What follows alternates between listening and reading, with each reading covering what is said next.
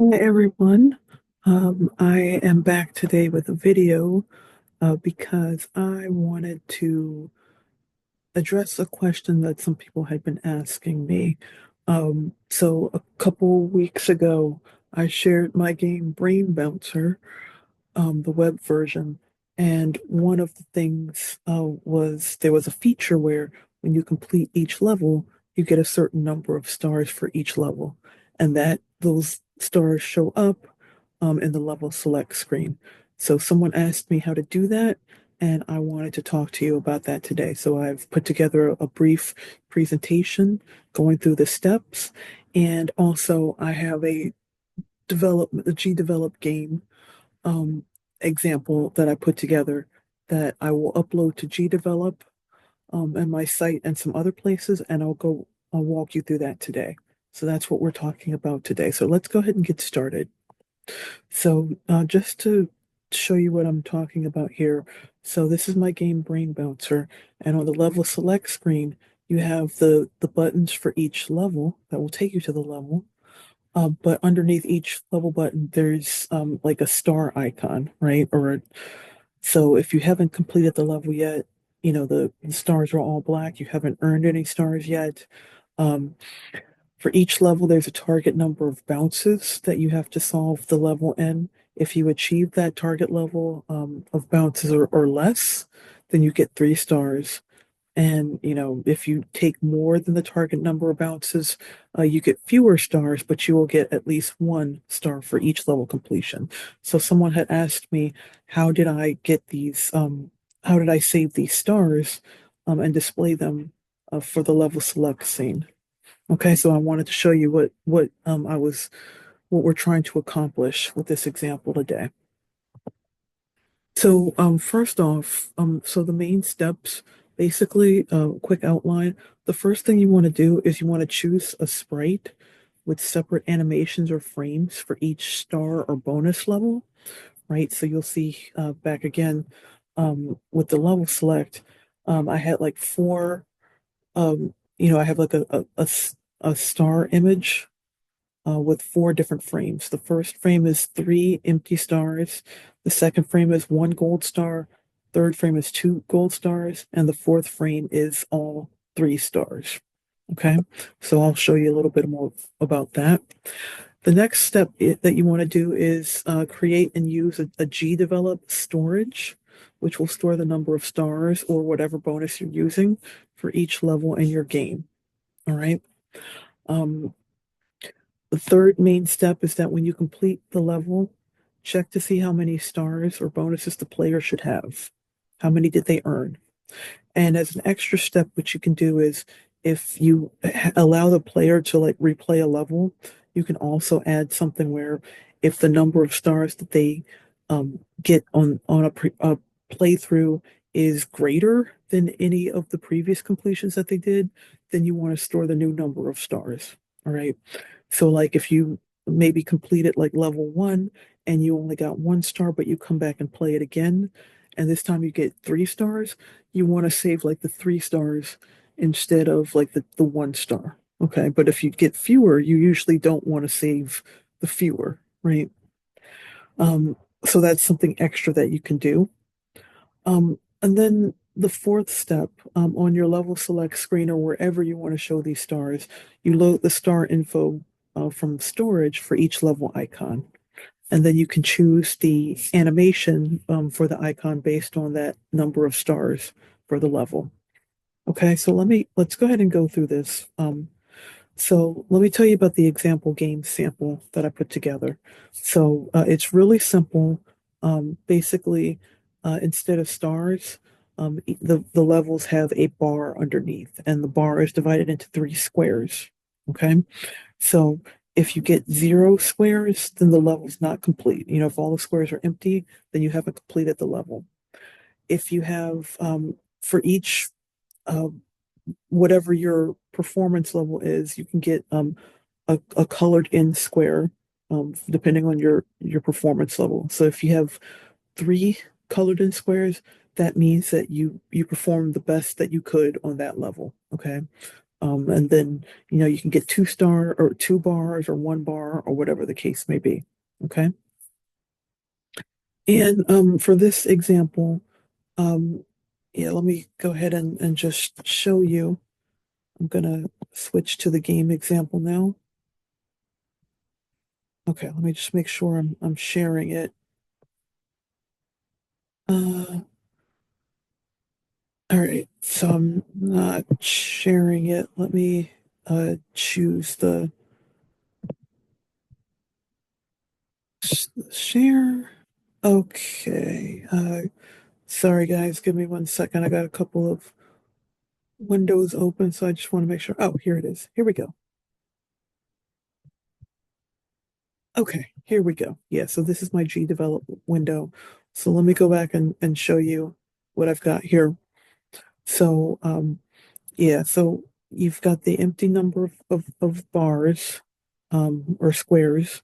So I haven't completed any levels. So basically what happens is you go to a level and because this is supposed to be really simple, you have a button that adds the number of bars that you want to store.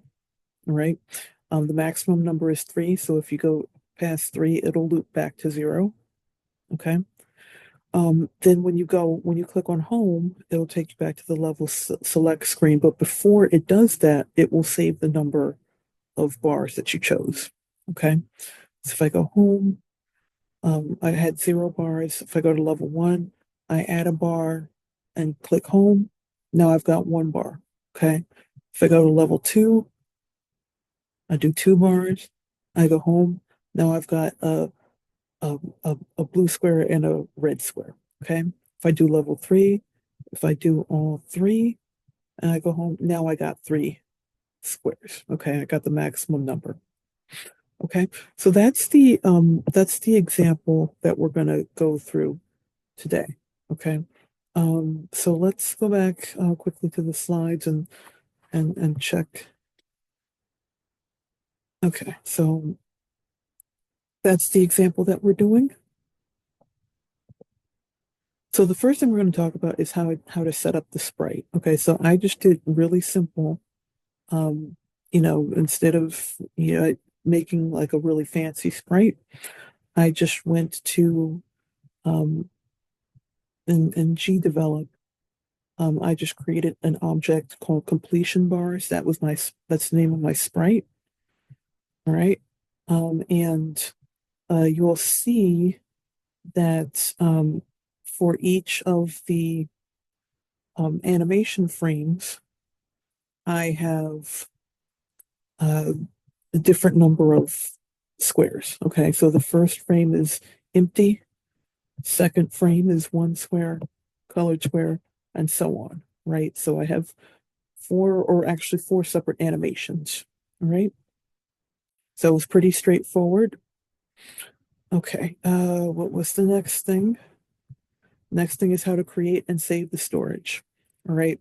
So if you're doing this in GDevelop again, the action that you want to do to save the storage is advanced storage and save a value. Okay. And I also have some links here to the official GDevelop storage documentation, the video and the text. Okay. And I'll put those in the description. The fields that you have for this action, the storage name, you want to choose an overall name for your storage space. Okay, and this can be the storage that you use for, maybe all of the things you want to store, or maybe just a set of the things you want to store. Okay, but you need a name for your storage. Then you have a group. So the group is going to be a name for the section of the storage that you want to use for the level that you're going to be doing. Okay, so for in this example, as we'll see, each level scene, I've given them a level name variable, which I'm going to use as part of the group name. And then the third field is the expression, which is the variable or the in-game expression that's storing that has the value that you want to store. Okay, so that could be whichever variable you're using for your score, or in this case, it's going to be the variable for the number of bars that I want to save for the level. Okay, so I'm going to go back to my GDevelop here. Okay, and if I go to my events, And this is going to be for a level, all right, for an individual level. Okay, so if I go to I want to go to my level events, right? So this is for level one. Um, and this is where if I've clicked the home button before I go to the level select screen, what I want to do is I'm going to do this save a value, okay? And my storage name is just storage. The group name is the level name variable plus a hyphen and bars so that when this is actually stored, like this is level one, right? So in the storage, the group will be called like level one bars, okay? And then the expression is num bars, okay? So you saw that when I was clicking that button to add the number of bars, that variable that was changing, that I'm going to store that in a variable called num bars, okay? And then when I write out to the storage, the value that's in that variable is what I'm going to store. Okay. So then when I click on home, my storage is going to look like it's going to say level one bars, and for level one bars, it's going to have the number of bars. Okay. And I did that for each level. So I did that for level one, um, level two, and level three, and so on. Okay. So do that in your level events or wherever you're actually going to do the storage action. Okay. And here I just had a screenshot, but you saw that already. All right, so now the next part is loading the data and choosing the image. So when we go back to the level select screen, that's where the game is going to look at the storage. And for each level, it's going to say, okay, well, how many bars or squares should I show for this level? Okay. So the action to use here is pretty much the same thing, just the opposite. But instead of storing a value or saving a value, I'm loading a value. So advanced storage, load a value. The fields are pretty similar. So again, it's the storage name, which is the same one that I used before in the save action. So you want to remember your storage and group names. Again, the group name is the same thing as I did for the save action. And this time the variable is a little different. So the variable is the in-game variable where you're going to want to place the value that you load from storage. Okay. So let's take a look at that. Let me go back to my GDevelop window. And now I'm going to go to my level select screen events. Okay. And I'm doing this for each instance of the completion bars. Okay. Um, so the completion bars object. So let me also go back and clarify that for the completion bars, they each completion bar has a variable, right, to show you which which um, number what the number of bars should be. Okay, um, so it has a num bars variable. Okay, and actually, there's also a level name.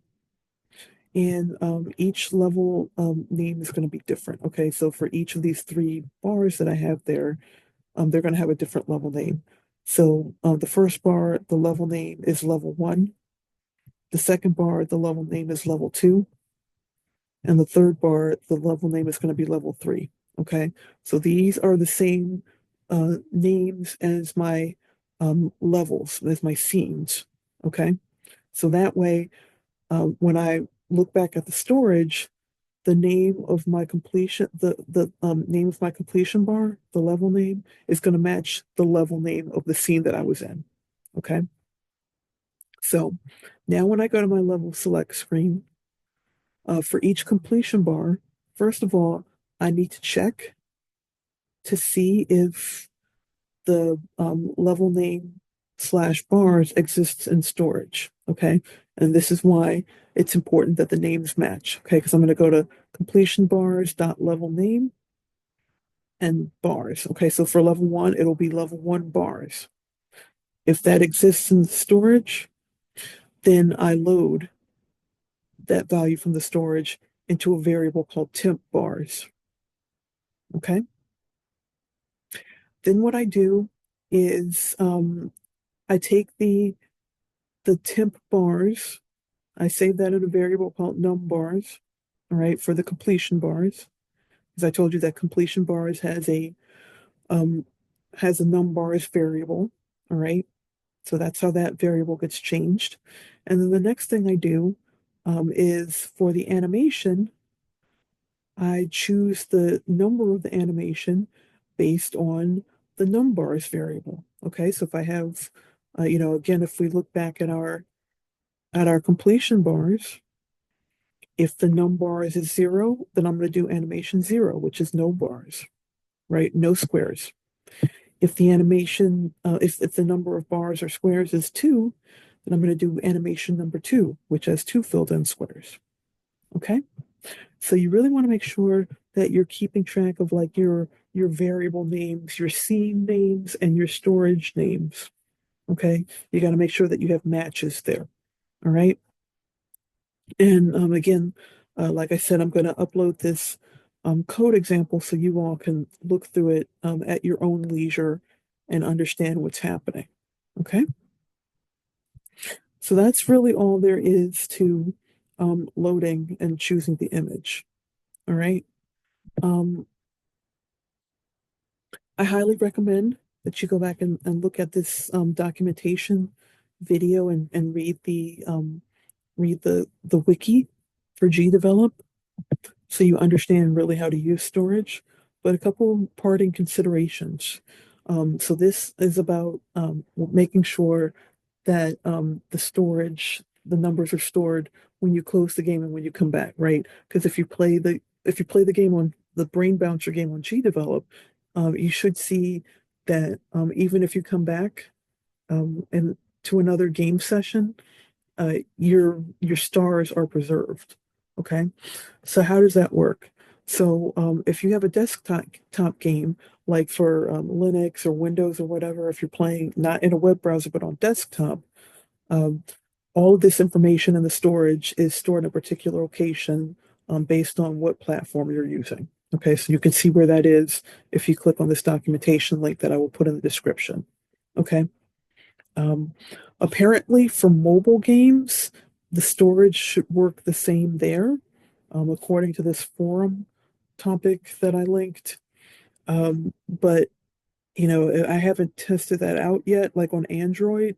So if that's different, and if I learn something different, then I'll come back and update in the video description and in the code sample. But if you know something different that I'm missing here with that, please let me know. Now, where it gets tricky is for HTML and browser games. Okay, so this is directly what the documentation says. If the game has been exported to an HTML5 build and uploaded to a host, such as itch.io, then the local storage will be maintained with the browser local storage. Okay, so that means it depends on your web browser that you're using. Each browser will have a unique location, and users will need to refer to that documentation if they want to locate it. So if you need to know where that's stored, you need to look at the documentation for the browser storage. And for the users, what that means is that most browsers will delete the saved data if their local data stored data is cleared. All right. So like if you do anything like you store the you empty the your browser cache, or if you do something like you're playing the game in the browser in private mode where it's not saving your information, right? Because with private browsing, usually when you close the browser, it deletes all, it doesn't save like the that stored information anymore. So if you open up the browser again and go back, you might not have those stars saved anymore. All right. What that also means is that if you are playing the game, like in Firefox, and then you come and play it again in Chrome, those are two different browsers. So you will lose that information. So if you're relying on your browser to save the information, um, you might have a situation where the player loses that. So you might want to do something like I see that GDevelop has Firebase, or if you create some kind of a server or some way for the player to log in, and save their data. Okay, so that depend whatever browser you go to, as long as the player logs in or whatever the case may be, they can have that data across browsers. Okay, so I hope that answered any questions about how I got those stars in Brain Bouncer, and how you can do something similar. If you have any more questions, please let me know. I'll put some contact information in the details, and actually, you can also, I'll put it here. So contact me, contact at cloudyheavengames.com. Okay, so if you can send questions there. I'll also give you some other options, like I'll probably set up a anonymous Google form or something like that too. So you can ask questions anonymously if you don't want to give me your email address or anything like that. Okay, so that's my video for today. Sorry it was a little bit long, but I really wanted to go through this process with you. And like I said, look for this sample and the notes being uploaded. Check back in the video description for all of that. Okay, thanks everyone. Have a great day. Happy coding and game development.